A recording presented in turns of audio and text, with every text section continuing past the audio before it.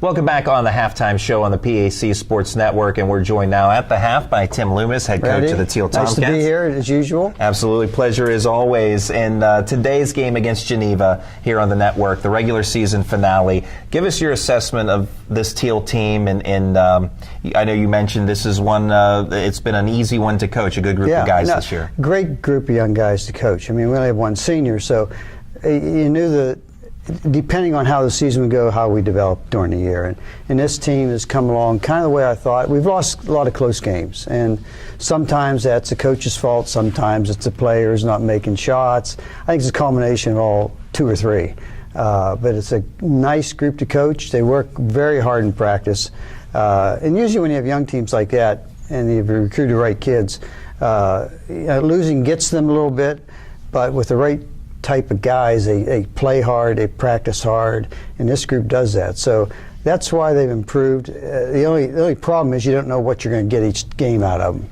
You know, you might get a great game out of them one game and lose a tight one at the end, like we've done a couple of times. And then you may get a couple of duds along the way, and we've had that too. So, but they do practice hard. They're easy to coach, and no off the field issues either. So it's kind of been nice this year. I'll touch on a few of your guys. And after missing last year with an injury, sophomore Terrence Holloway back, leading your team in scoring. How much of a boost has his return been to the team? Well, he was the difference last year of us not doing as well as we should have done. Again, it was similar to this year. Lost a lot of close games. He would have been a difference in 5 or 6 games, especially with the older team we had, team coming back from winning, I don't know, 17 or 18 the year before and only winning 9 or 10 last year, whatever it ended up.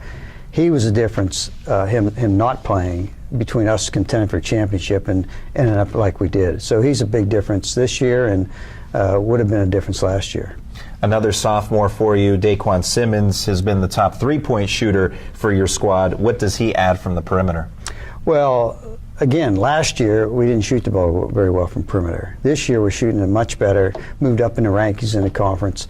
And his attribute has not only been three-point shooting this year, but he learned to put the ball on the floor and score. And that was a big thing he's worked on over the summer and in the off season and during the season. So he's become an all-round type of player now, not just a shooter, which I don't like just kids that just shoot, because you can go out and defend them on the perimeter. And we talked about him, his work ethic is great, and he's made himself an all-round player. And also, he's become much better defensively. He was a weak defender last year. This year he's pretty good.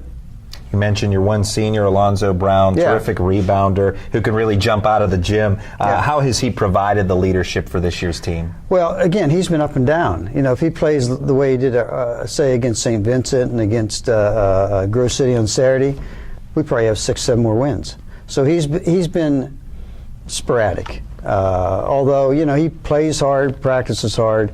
It's just that his ability to come through in games and consistently has not been there this year. Now, if he would step up and play these last 2 games in the playoffs, we have a chance of beating anybody in the playoff. Not just a chance, we know we can beat anybody in the playoff. So he needs to step up and play that last couple games in the playoff to his ability that he should have done all year.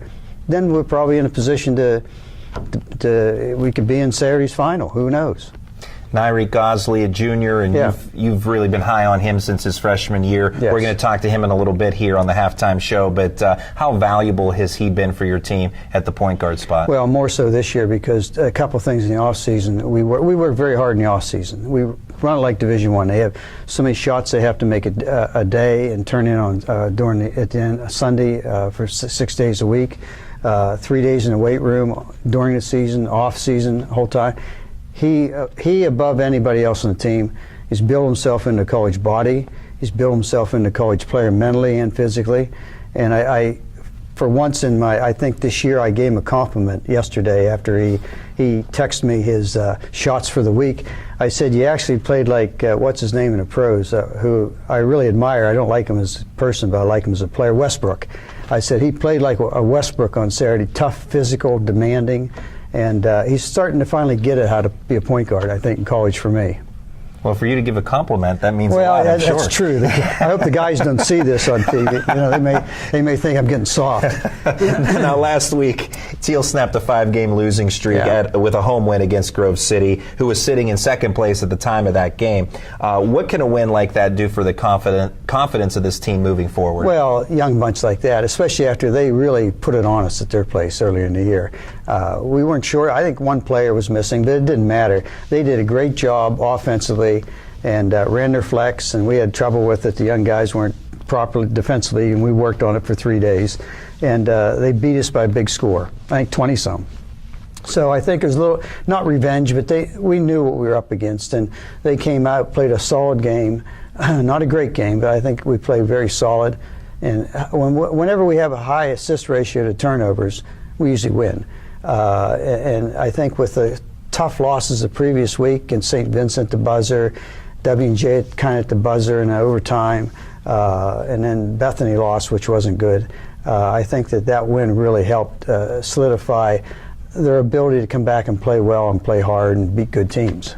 You talked about consistency with some of your players and with the team as a whole. Yes. What does your team need to do to be consistent for the upcoming week, win 3 in a row, and become PAC champions? Well, we don't have to change a lot. I mean, we're consistent except for finishing games. I think 2 things: free throws, which has kind of been a bugaboo for us, as you know, Randy, for like 3 years. And I believe the other thing is making easy shots. I mean, we've missed, anybody that's watched our game, you wonder, how can you miss all those layups? And again, we're not a three-point shooting team such as 4 or 5 other teams in the league. We pound the ball inside. We play like Division I. We're going to pound it inside, drive the ball, make shots. And if we just start making shots and shooting at 45 to 48% range or 44, we're going to beat anybody. But we have not been able to finish shots, especially around the hoop. And I know a lot of coaches talk, well, we're not shooting a 3 well. We don't care about shooting a 3. We want to make layups. That's a big difference for us. And I think that if we start to consistently make easy shots, we'll be right where we need to be. That's Teal head coach Tim Loomis. Coach, always a pleasure. Thanks so much, Randy. and good luck. Appreciate your time. Thank you. We'll have more coming up in a moment on the PAC Sports Network.